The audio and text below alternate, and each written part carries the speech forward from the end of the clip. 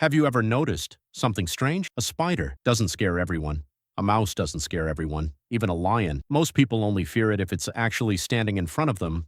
But snakes, just seeing a picture can make some people uncomfortable. Why? How can something you've probably never been attacked by still make your heart race? And here's an even stranger question. What if this fear doesn't actually belong to you? What if you're borrowing it from your ancestors? Imagine you're Momo. You're walking through a forest 30,000 years ago.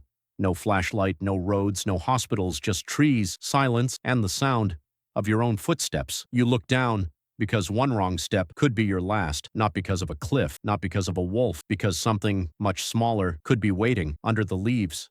A snake. Now think about this. Why snakes? Why not rabbits?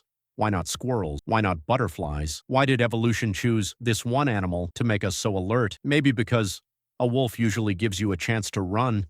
A bear makes noise. Even a leopard can sometimes be seen, but a snake doesn't announce itself. It waits, silent, patient, invisible. Sometimes the first time you notice a snake is also the last. Now imagine thousands, no, millions of years, generation after generation. Every family, every tribe, walking through forests, climbing trees, searching for food every single day. There was one simple rule.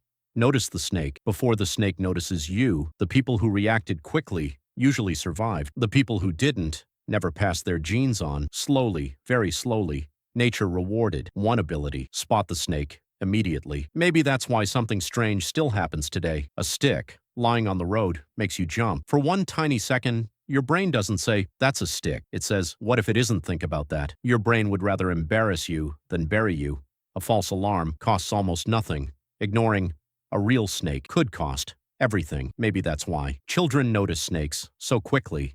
Maybe that's why movies use snakes to create tension. Maybe that's why even people who say, "I'm not scared," still instinctively step backwards when they see one. It's almost like there's an ancient security guard still living inside your head, always watching the ground, always expecting danger. So, are humans born afraid of snakes? Maybe not, but perhaps we're born ready to learn that fear faster than almost anything else, because your brain wasn't designed for today's world. It was designed for Momo's world, a world where one careless step could erase your entire future. Maybe that's why, thousands of years later, a simple snake can still make your heart beat faster, not because you're weak, but because somewhere deep inside your mind, Momo is still walking through that forest. Sometimes the oldest part of your brain is still trying to survive a world that no longer exists.